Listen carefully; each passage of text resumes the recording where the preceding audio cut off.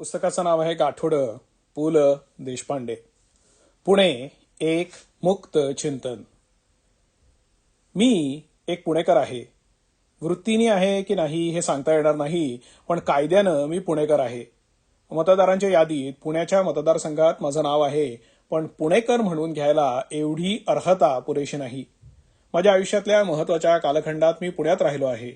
सदाशिव पेठेमध्ये राहिलेलो आहे. तारुण्याची 2 तपं मी या पुण्यात घालवलीत. 50शी उलटल्यावर पुन्हा एकदा या पुण्यात आलो आहे. पुणेकर व्हायला लागणाऱ्या सगळ्या सोपस्कारातून आणि अनुभवातून मी गेलेलो आहे. कॉलेजात असताना बिगरबत्ती सायकल चालवल्याबद्दल पोलिसी आवाजातला दम खाल्लेला आहे. डबल सीटच्या गुन्ह्याबद्दल हवालदार साहेबांना पावली टिकवून सुटकाही करून घेतली आहे. असल्या माफक गुन्ह्यांबद्दल पोलिसांच्या हातावर चवली पावली टिकवण्याला लाज दिली असं म्हणत नसत. त्या काळी ही नाणी टिकवण्यासाठी किंवा टिचून मोजण्यासाठी तयार केलेली होती. तर अशी पावली टिकवायला जसा गेटावर गेलो आहे तसाच या चवलीचं म्हणणं काय आहे हे ऐकायला इब्राहिम थिएटरमध्येही गेलेलो आहे. टांग्याच्या जमान्यातली ही गोष्ट. रिक्षांचा अजून अवतार झालेला नव्हता. सांगायची गोष्ट म्हणजे पुणेकर व्हायला जी काही पूर्वतयारी लागते ती हातून घडली होती. वसंत व्याख्यानमालेतही भाषणं न कंटाळता ऐकली आहेत. अगदी सहकारी पतपेढ्यांपासून ते ऋग्वेदातील काही प्रक्षिप्त ऋचांपर्यंत पृथ्वीच्या पाठीवरल्या आणि अंतरिक्षातल्या यच्च यावत विषयांवर होणाऱ्या त्या शब्दधुमाळीत श्रोत्यांच्या भूमिकेत इमानानं हजेरी लावलेली आहे. कैलासवासी नरसिंह चिंतामण केळकर या विषयावर पुणेकरांपुढे आणि शिवाजी मंदिरात व्याख्यान देण्याचा आगाऊपणाही केलेला आहे. टिळक तलावात पोहलो आहे. पुरामध्ये लकडी पुलावरून स्वतः उडी मारलेली नाही, पण दुसऱ्याची उडी कशी चुकली होती यावर माशासारखा पाण्यावर पोहतच आलो आहे अशा थाटात जन्मभर टीका टिप्पणीही केली आहे. दादा मेवाण्याच्या वज्रदेही तालीम संघाच्या सार्वजनिक गणेशोत्सवातली गाणी ऐकलेली आहेत. आषाढीच्या वारीत ज्ञानोबा माऊलीच्या पालखीबरोबर 4 पावलं चालत गेलो आहे. अबीर बुक्क्यात आपाद मस्तक नाहून निघालो आहे. बस कंडक्टरशी भांडलो आहे. वर्षाचे 365 दिवस हा वासंतिक समयच असो अशा भावनेनं सायकलीवरून दोस्तांच्या समवेत कधी निरुद्देश तर कधी सउद्देश चक्रा मारलेल्या आहेत. आंबोळी, घावण, डोसे यातला फरक होतकरू खवय्यांना समजावून सांगितला आहे. तात्पर्य पुणेकर म्हणून घ्यायला जी जी तप आचरावी लागतात त्या सगळ्यातून मी पार पडलो आहे. प्रौढ भाषेमध्ये सांगायचं म्हणजे पुणे, पुणेकर आणि पुणेरी संस्कृती ह्या विषयांवर बोलायला आणि लिहायला शासकीय मराठीत ज्याला अर्हता म्हणतात, तुमच्या आमच्या मराठीत ज्याला पात्रता म्हणतात आणि पुणेरी मराठीत ज्याला लायकी म्हणतात, ती मी मिळवलेली आहे. आता पुणेरी संस्कृती हा विषय घ्या. पुणेरी संस्कृती काही निराळी आहे. विचार करायला गेलं तर असं वाटतं की मानवी संस्कृती इथून तिथून सारखीच असते, पण त्यात काही उपांगे असतात. शब्दांना काही विशिष्ट ध्वनी असतात. उदाहरणार्थ, कुठल्याही कार्याला शासकीय हा शब्द जोडला गेला की ते लांबणीवर पडणारं कार्य हे त्याचं लक्षण चटकन लक्षात येतं. तसंच कुठल्याही गोष्टीला पुणेरी हा शब्द जोडला की तिचा रंग बदलतो. आता पायातल्या जोड्या तसं काय वेगळं असतं, पण पुणेरी जोडा म्हटला की तो कुठल्या शालजोडीतला असेल याची खात्री देता येत नाही. पगड्या आता सगळेच घालतात.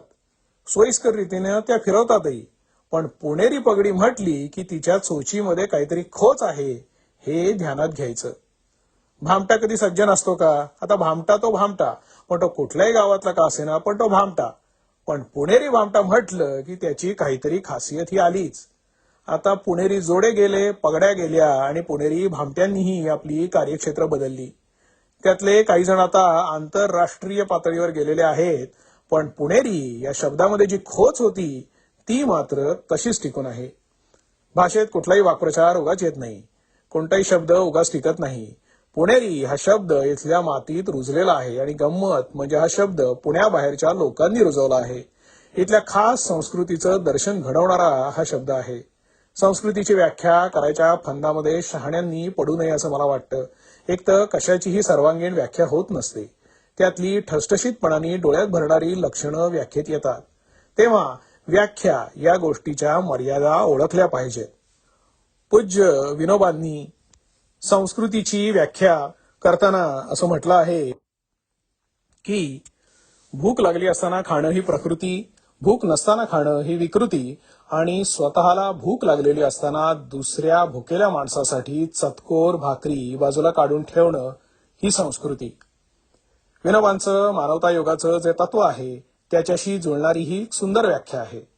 दुसरी एक व्याख्या श्री म माटे मास्तरांनी केलेली आहे. त्यांनी संस्कृती म्हणजे मनाची मशागत असं म्हटलं आहे. इंग्रजी कल्चरला मराठी मशागत हा ऋषी संस्कृतीतला शब्द एकदम पटला. मग मशागत शरीराची झाली तरी फिजिकल कल्चर सारखी देहाची मशागत होते. मानवी प्रगतीला अनिष्ट असेल ते खुरपून काढणं, इष्ट असतील तीच बीज पेरणं, रोपं वाढवणं, त्याला योग्य ते खतपाणी देणं हे सारं त्यात आलं. पण कधी कधी संस्कृती, सांस्कृतिक यासारखे शब्द देखील कल्चर्ड मोत्यांसारखे कृत्रिम वाटतात. म्हणून मी माझ्यापुरता संस्कृतीचा अर्थ जगण्याची आणि वागण्याची तऱ्हा असा धरला आहे. आता फक्त पुणेकर माणसाची अगदी खास वाटावी अशी जगण्या वागण्याची काही तऱ्हा आहे का? ती अशा अशा प्रकारची आहे हे असं सांगता येईल का? या प्रश्नांची उत्तरं आपल्याला तात्यासाहेब केळकरांच्या शैलीत सांगायचं म्हणजे म्हटलं तर असेल, म्हटलं तर नसेलही. एखाद्या घटनेकडे किंवा माणसाच्या वागण्याकडे आपण कुठल्या दृष्टिकोनातून पाहतो त्याच्यावर ते अवलंबून आहे. माझ्या आयुष्याची सुरुवातीची 20 वर्ष मुंबईच्या उपनगरात पार्ल्यामध्ये गेली. लोकल गाडीत बसायला ऐसपैस जागा मिळायचा तो काळ 20व्या शतकाच्या 20-35ला. डब्यातल्या माणसाच्या बोलण्याच्या पट्टीवर हा माणूस पुण्याचा आहे याची खात्री पटायची. उच्च सुरात तो कोणाला तरी कोणाचं तरी काय चुकलं हे ठणठणीत आवाजात ऐकत असायचा. अहो तुम्ही काय सांगताय? अशा पालुपदानंतर त्याची चाललेली भाषा ऐकल्यानंतर हा पुणेकर आहे हे सांगायला दुसऱ्या कुणाचीही गरज पडत नसे. तो आवाज आणि अहो तुम्ही काय सांगताय? मी सांगतो तुम्हाला, हे पालुपद देखील पुणेरी संस्कृतीची जात दाखवणार आहे. मला वाटतं माणसाप्रमाणे शहरालाही स्वभाव असतो. प्रत्येक शहराच्या स्वभावाचे काही बारीक सारीक विशेष दाखवता येतात. तज्ञाचं मुख्य काम दुसऱ्या तज्ञाचं कसं चुकलं हे सांगायचं असतं आणि म्हणून तज्ञांपासून सावध राहायला पाहिजे. तज्ञांच्या सल्ल्यानं वागायला लागलं की गोष्टीतल्या गोगलगाईसारखी त्याची अवस्था होते. 100 पावलांनी चालणाऱ्या एका गोगलगाईला एकदा एक तज्ञ भेटला आणि चालावं कसं या विषयावर प्रबंध लिहून त्यांनी पीएचडीची पदवी मिळवलेली होती असा हा तज्ञ. तो गोगलगाईला म्हणाला, बाई तू 100 पावलांनी चालतेस हे ठीक आहे, पण तू कधी तुझ्या चालण्याचं विश्लेषण केलेलं आहेस का? प्रत्येक पाऊल कसं टाकावं याची निश्चित अशी पूर्वयोजना करून पाऊल टाकावं, म्हणजे तुझ्या चालीची गती वाढेल. गोगलगाईनी तज्ञाचा तो उपदेश ऐकला. आत्मविश्लेषण वगैरे करून तिने चालायला सुरुवात केली आणि ती पार पांगळी झाली. तिला चालताच येईना. तात्पर्य काय? तर संस्कृती या कल्पनेच्या सुट्या सुट्या पाकळ्या काढून त्याचा विचार करू नये. संस्कृती हे सहस्त्र दलांनी फुललेलं एक फूल आहे. प्रत्येक पाकळीला फुलाचा एक भाग म्हणून आणि स्वतःचं म्हणून एक स्वतंत्र अस्तित्वही आहे. रूथ बेनेडिक्ट नावाच्या एका विदुषीनं पॅटर्न्स ऑफ कल्चर नावाचं एक सुंदर पुस्तक लिहिलं आहे. वेशभूषेचं, भाषेचं, संगीताचं, नृत्याचे, त्या सगळ्या गोष्टींचे वेगवेगळे प्रकार पॅटर्न्स म्हणजे आकृतीबंध असतात. तसेच संस्कृतीचेही आकृतीबंध असतात. रुथबाईंनी आदिवासी टोळ्यांच्या जगण्याच्या पद्धतीचा अभ्यास करून हे पुस्तक लिहिलं. त्यांचं वागणं, बोलणं, नाचणं, गाणं, स्त्री पुरुष संबंध इत्यादींचे प्रकार पाहू लागले की मनुष्याच्या विविध वैचारिक आणि भौतिक वातावरणात वाढणाऱ्या समुदायांचे सुद्धा असे खास आकृतीबंध तयार होतात. रुथबाईंनी आदिवासी टोळ्यांबद्दल लिहिलं आहे. त्यावरून लक्षात येतं की प्रत्येक जमातीचेच काय शहरांचे देखील वाढण्याचे पॅटर्न्स ठरून गेलेले असतात. काही खास तऱ्हा असतात. तशीच पुणेकरांची वागण्या बोलण्याची एक विशिष्ट तऱ्हा आहे. काही बाई पुण्याची तारीफ, लवंगा निघाल्या बारीक असं एकेकाळी एक गीत एका वेगळ्या प्रकाराने लोक गात असत. त्यात पुणेरी बाईच्या थाटामाटात जगण्याचं, वागण्या सवरण्याचं किंचित कुत्सित असं वर्णन होतं. काय बाई पुण्याची तारीफ, लवंगा निघाल्या बारीक. हे गीत पुण्याबाहेरच्या बाईनं रचलेलं असावं. पुण्याबाहेरची माणसं पुण्याविषयी सहसा गौरवपर का बोलत नाहीत? काय तुमच्या पुण्यातले लोक असा सूर असतो. पुण्याच्या लोकांबद्दल बिगर पुणेकरांचा समज किंवा गैरसमज म्हणजे पुण्यातले लोक स्वतःला फार शहाणे समजतात. पण आता असं कोण म्हणत असेल ज्याला आपलं शहाणपण चांगल्या रीतीनं सिद्ध करता येत नाही, असा माणूसच ज्याला ते सिद्ध करता येतं त्याला दीड शहाणा समजतो. दुसऱ्याचा दोष न दाखवता गप्प बसणं अस्सल पुणेकराला शिष्टाचार म्हणूनही मान्य नसतं. आपल्या उद्गारानं दुसऱ्याला आनंद दिला यापेक्षा दुसऱ्याची चूक दाखवून आपण त्याला कटवलं याचा आनंद त्याला जरा अधिक सुख देत असतो. आता दुसरा आरोप म्हणजे पुण्यातल्या लोकांना मॅनर्स नाहीत. तसं पाहिलं तर हा आरोप पुण्यातल्याच कशाला सगळ्याच मराठी माणसांवर अमराठी लोकांकडून केला जातो. शिष्टाचार म्हणून वापरायच्या शब्दांचा मराठी भाषेत एकूणच तुटवडा आहे. एकदा एका उत्तर भारतीय माणसानं मला विचारलं, तुमच्या घरी पाहुण्यांचं स्वागत तुम्ही मराठीत कुठल्या शब्दांनी करता? मी त्याला सांगितलं, आम्ही या एवढंच म्हणतो. त्यावर तो गृहस्थ म्हणाला, बस एवढंच? आई ये, बिराजी ये, तशरीफ रखिये वगैरे असं काही म्हणत नाही? दुसरं काही म्हणायचं झालं तर आलात या एवढंच म्हणतो. शिष्टाचारासाठी मराठीत साधे सोपे असे शब्दच नाहीत. आपण आल्यानं मला अतिशय आनंद झाला असल्या शब्दात जर मराठी माणसाचं स्वागत केलं तर हा असं तिरकं का बोलतोय असंच त्याला वाटेल. भाषेची ही चाल पुणेकर नसलेल्यांच्याच लक्षातच येत नाही. आपण कोणाच्या घरी गेलो आणि thank you very much for coming वगैरे असं करून म्हणायचं मराठीत, आपण आल्याबद्दल मी आपला फार आभारी आहे असं वगैरे म्हटलं तर आपल्याला काय वाटेल? आभार हा शब्द मराठीत कुणी आणला कोणास ठाऊक. हा शब्द पेशवे दप्तरात सापडेल असं मला वाटत नाही. हा शब्द आपल्या वापरात नव्हता कारण मूळचं थँक्यूच नव्हतं. हल्ली बोलताना आपण धन्यवाद वगैरे म्हणतो पण ते अगदी कागदी वाटतं. असले कागदी शब्द पुणेरी मराठीतला एकेकाळी मानवतच नव्हते. माझ्या एका नाटकाच्या प्रयोगाच्या वेळी मी रंगपटाबाहेर बोर्ड लिहून ठेवला होता. त्यावर अत्यंत सभ्यपणे असं लिहिलेलं होतं, नाटकाच्या मध्यंतरात कृपया मला कोणी भेटू नये. काही दिवसांनी पुण्यातल्या एका सद्गृहस्थानं मला पत्र पाठवून कळवलं, हा कृपया शब्द तुम्ही कुठून काढलात? नुसतं भेटू नये असं लिहिलं असतं तरी चाललं असतं. कृपया हा शब्द वापरल्यामुळे त्यात निष्कारण कृत्रिमपणा आला. पुणेकरांवर अजून एक आरोप होतो तो म्हणजे भल्या भल्यांचा उल्लेख ते एकेरी करतात. वास्तविक या एकेरी उल्लेखामागे एक प्रकारचा जिव्हाळा आहे. आदरापेक्षा आपुलकीला अधिक महत्व आहे. त्यामागे सलगीची भावना आहे हे आपण ओळखलं पाहिजे. साक्षात देवाचा आणि संतांचा उल्लेख आपण एकेरीच करतो. पंढरपूरला विठ्ठलरावांच्या दर्शनाला गेलो होतो असं आपण नाही म्हणत. विठुरायाचं दर्शन घेतो, विठूचं दर्शन घेतो. आळंदीला ज्ञानेश्वर पंतांची समाधी पाहायला जात नाही, ज्ञानेश्वराची समाधी पाहायला जातो, ज्ञानोबाची बघायला जातो. तेव्हा या पुणेरी जिव्हाळ्याच्या एकेरीवर पुणेकरांची एकेरीवर काही यायची आपली काही गरज नाही. एकेरीतला जिव्हाळा समजून घेतला पाहिजे. पुणेरी मराठीवर आणखी एक आरोप म्हणजे हे नेहमी आवाज चढवून बोलतात. मोठ्यानं बोलणं हे खरं तर मराठी भाषेचं वैशिष्ट्य आहे. मराठीमध्ये कोणी हळू बोलायला लागला की समजावं हा माणूस काही खरा नाही. आमच्या या अशा मोकळ्या बोलायच्या पद्धतीमुळे कित्येक परप्रांतीयांना मराठी लोक सतत भांडत असतात असं वाटतंय. पुण्याच्या आकाशवाणीवर नोकरी करत होतो त्यावेळची ही गोष्ट. भाऊसाहेब खांडेकरांच्या अध्यक्षतेखाली एका चर्चेचं ध्वनिमुद्रण चाललेलं होतं. केंद्राधिकारी नेमके मराठी नव्हते. स्टुडिओमध्ये चाललेलं ध्वनिमुद्रण त्यांच्या खोलीतल्या स्पीकरवर ऐकू यायची सोय होती. काही वेळानं ते आपल्या खोलीतून स्टुडिओमध्ये आले आणि त्यानं मला जरा बाजूला घेतलं आणि म्हणाले, हो ह्यांचं हे इतकं भांडण कशासाठी चाललंय? मी म्हणालो, भांडण? अहो त्यांचं तर एकमत झालेलं आहे. मग आवाजाची पट्टी इतकी उंच कशाला? अहो ही त्यांची पट्टी नाही, ही मराठी भाषेची पट्टी आहे, मी त्यांना सांगितलं. मराठीत कोणी नम्रपणे खालच्या आवाजात बोलायला लागला तर तो माणूस ढोंगी आहे असं वाटतं. तो मोकळ्या मनाने बोलतोय असं वाटत नाही. आता पुण्यातले वाडे गेले, मोकळी अंगणं गेली, सिमेंट कॉन्क्रीटची कपाटं आली. त्या बंदिस्त खणामध्ये मोकळं बोलणं उरलेलं नाही. एकेकाळचं मोकळं पुणं श्वास गुदमरल्यासारखं जगायला लागलं. पुण्याचा सांस्कृतिक आकृतीबंध आता जरा बदलत चालला असं वाटायला लागतं. पुणेरी दुकानदार हा अपुणेरी मंडळींच्या टीकेचा अत्यंत आवडता विषय आहे. आर्थिक फायदा हा मुळी पुणेकर दुकानदाराचा मूळ हेतूच नसतो. गिराईक हा आपला निष्कारण वेळ खायला येणारा प्राणी आहे या तत्वावर त्याचा आढळ विश्वास आहे. गिराईकाचं म्हणणं खरं असतं हा जागतिक व्यापाऱ्यांचा सिद्धांत झाला, पण पुणेकर दुकानदाराचा सिद्धांत दुकानदाराचं म्हणणं खरं असतं असं आहे. गिराईक पटवण्यापेक्षा कटवण्यातला आनंद त्याला लाख मोलाचा वाटतो.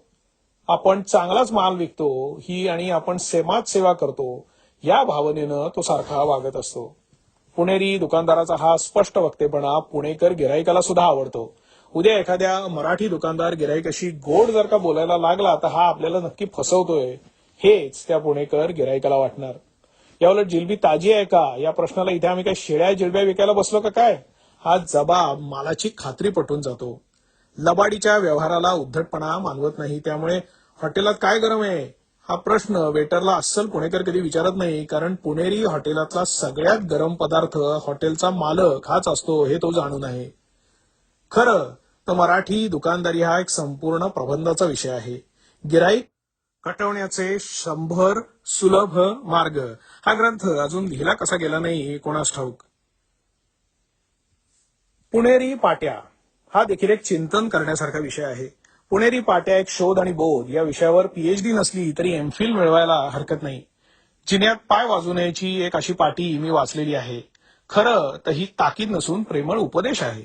एखाद्या आजीच्या मायेनं हट्ट करू नको रे बाळा या चालीवर ती पाटी वाचली पाहिजे. जिना चढून वर येणारा प्रत्येक माणूस पायरी पायरीवर कथ्थक नृत्याचे तत्कार करत असतो असं नाही, पण कथ्थकची आठवण व्हावी अशा थाटात पावलं आपटत लोक येतात.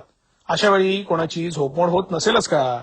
आणि तशी झोपमोड होऊ नये म्हणून ही विनंती केलेली असते, यात काय चूक आहे? आता इतरांना पाटी नीट चालीवर वाचता येत नाही त्यात काय पुणेकरांचा दोष? पण पाठीमागली भावना काय आहे हे जाणून मूलभूत हेतू लक्षात घेतला नाही तर गैरसमज पसरतो. अशा कितीतरी पाट्या आहेत. पुण्यातल्या हॉटेलातल्या काही पाट्या मला आवडतात. आता इथल्याही हॉटेलांना तारकामूल्य आलेलं आहे. अॅल्युमिनियमची बशी आणि पोह्यात खुपसल्यावर वाकेन पण मोडणार नाही असा म्हणणारा चमचा अशी अस्सल पुणेरी हॉटेलही गेली आणि त्या पाट्याही. हॉटेलात देखील स्वच्छतेच्या आहारी गेलेली माणसं आता जायला लागलेली आहेत. त्यांना पुणेरी हॉटेल संस्कृती काही कळणार नाही. एका पुणेरी हॉटेलात इथे काय हवं नको असेल ते खावं प्यावं आणि मग बिल देऊन जावं, उगाचच कारणाशिवाय बसू नये अशा पद्धतीची एक हुकूमवजा पाटी मी वाचलेली आहे. आमच्या नोकरांची थट्टा मस्करी करू नये अशी एक पाटी होती. इथे बसून राजकारणावर चर्चा करू नये ही पाटी पुण्यातल्या हॉटेलात लावायची हिंमत करणाऱ्या उपहारवीराला पुण्यश्लोक ही पदवी द्यायला हरकत नाही. त्या पाठीमागली अंदरकी बात निराळीच होती. मालकाला राजकारणाचं वावडं मुळीच नव्हतं. पेन्शनर मारुतीची टेकडी चढता चढता उतरता उतरता बोलण्यात राजकारण हाच विषय येत होता. विनोदबुद्धीही चांगली होती. हॉटेलचे मालक असल्यामुळे ते स्वतःला पोट मास्तर म्हणायचे. पण राजकारणावरच्या वादावादीतून माणसं गुद्दागुद्दीवर केव्हा जातील हे सांगणं कठीण होतं.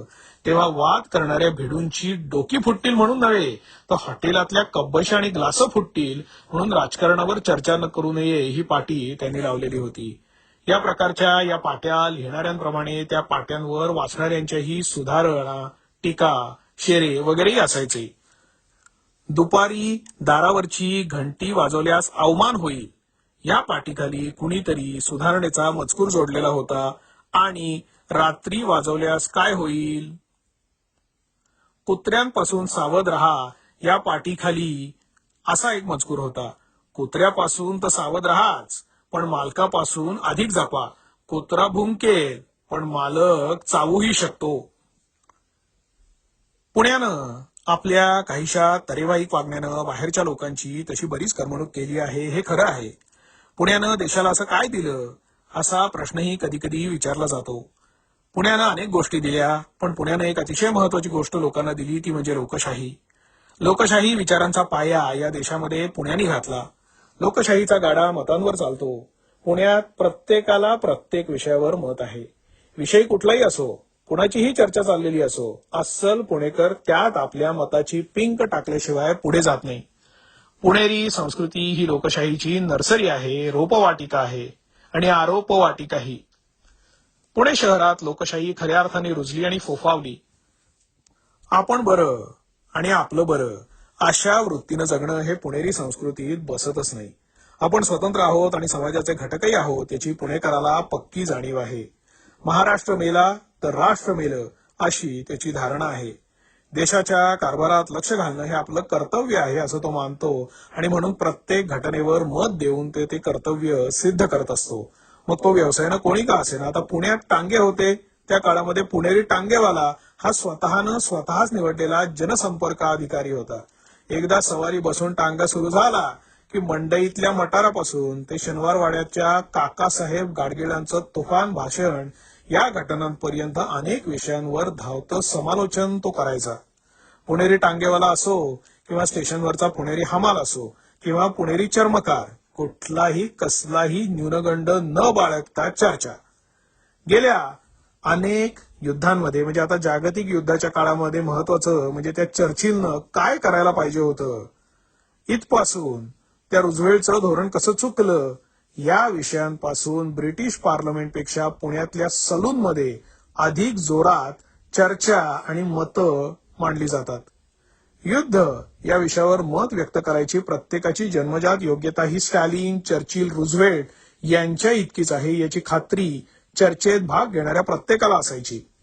पुण्यातून निघणाऱ्या एका सायन दैनिकाच्या अग्रलेखाचं पहिलंच वाक्य होतं, स्टॅलिनकडे आमचं पहिल्यापासून लक्ष होतं. आता याच्यावर काय टिप्पणी करणार? मत द्यायला पूर्वतयारी, व्यासंग वगैरे लागतो यावर पुणेकरांचा विश्वास नाही. कुणीतरी म्हटल्याप्रमाणे मतं ही मिशांसारखी आपोआप फुटतात. पुणेकर या संज्ञेचा व्यापक अर्थ पृथ्वीच्या पाठीवरच्या प्रत्येक घटनेच्या बाबतीत मतं देण्याचा जन्मसिद्ध हक्क घेऊन आलेला माणूस असाच करता येईल. एक मात्र खरं, पुण्यात मतैक्यापेक्षा मतभेदाला अधिक महत्व आहे. सगळ्या मतभेदांचा पाया तत्वाचा प्रश्न ह्या विचारात आहे. त्यामुळे आपल्या नाटकाला, गाण्याला, भाषणाला पुणेकरांची टाळी मिळाली पाहिजे अशी सुप्त इच्छा प्रत्येक कलावंताच्या मनामध्ये असते.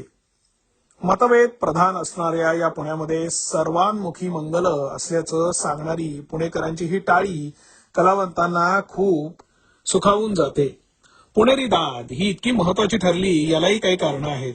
हा गुण आपोआप वाढीला लागलेला नाही, त्यामागे एक महान गुण दडलेला आहे. इथे परंपरेला फार मोठं स्थान आहे. परंपरा टिकून राहायला किंवा अनिष्ट असेल तर टाकून द्यायला अल्पसंतोषी वृत्ती चालत नाही. कुठलीही गोष्ट भागून द्यायची वृत्ती उपयोगाची नाही. पुण्यात परंपरेचं पालन आणि परंपरेचा अव्हेर तितक्याच तीव्रतेने होतो.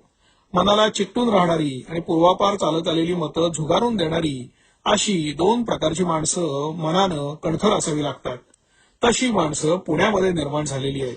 त्यातून पुणेरी संस्कृतीनं समाजाला एक मोठी वृत्ती दिली, ती म्हणजे सार्वजनिक असंतोष.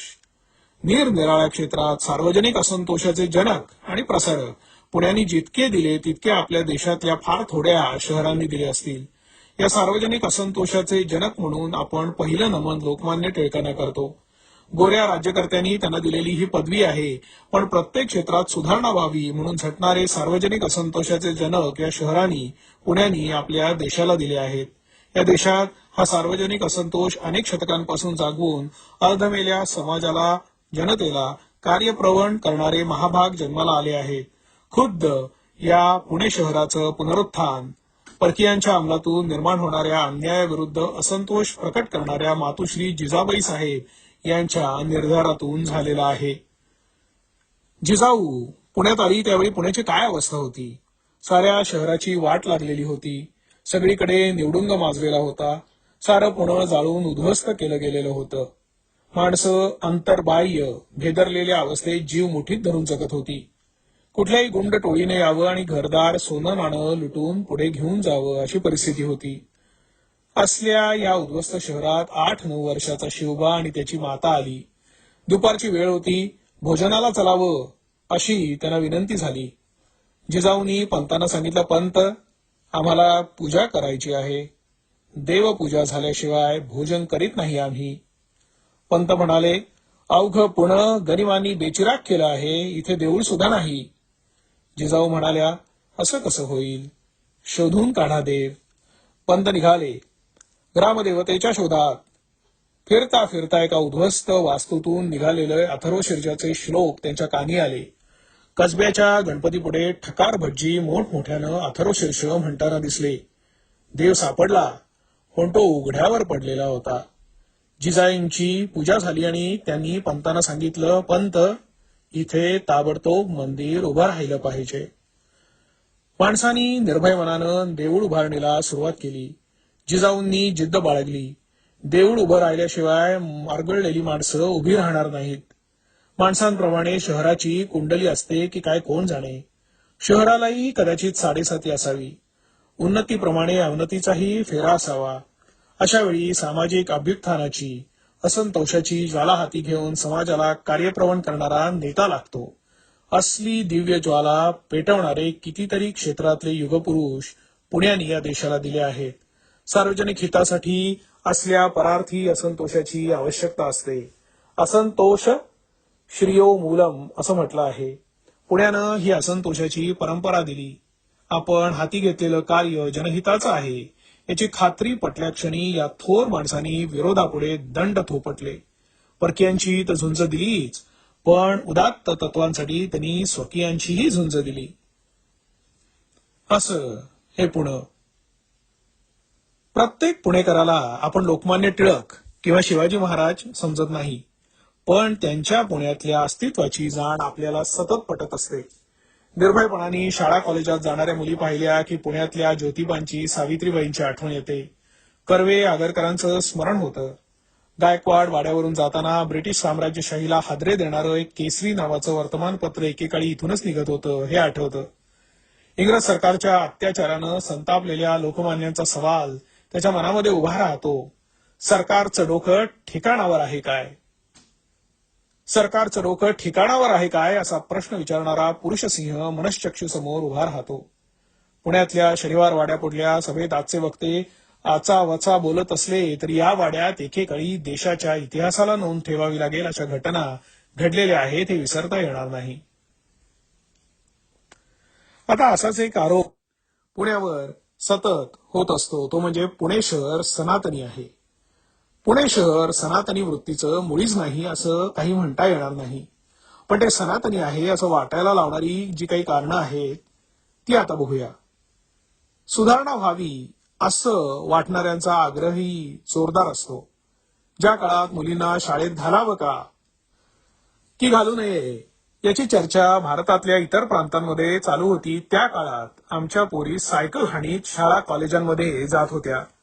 आता त्या स्कूटरवरून जायला लागलेल्या आहेत, पण स्कूटर चालवणाऱ्या आपल्या नवऱ्याच्या खांद्यावर हात ठेवून बायकांनी मागल्या सीटवर बसणाऱ्या सनातनी पुणेकरांचा सुरुवातीला जाम विरोध झाला.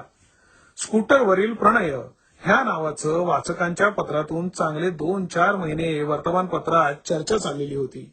स्कूटर चालवता न येणं हे आता मागासलेपणाचं लक्षण झालं आहे. मार्क्सच्या परिभाषेत सांगायचं म्हणजे पुण्यात प्रत्येक थिसिसचा तितका जोरदार अँटाय थिसिस असतो. त्यातून सिंथेसिस तयार होतो आणि सुधारणा मान्य होते.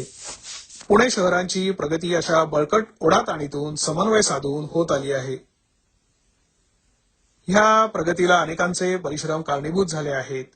त्यांच्या कार्यातून आकारलेल्या पुणे संस्कृतीमध्ये, पुणेरी संस्कृतीमध्ये नागरिक म्हणून राहणं ही पुणेकरांची जबाबदारी आहे. इथे मतभिन्नतेप्रमाणे मतैक्यालाही फार महत्व आहे. प्रत्येक काळात नव्या विचारांना पोषक अशी द्रव्य मिळवीत पुणेरी संस्कृती जोपासली गेली आहे.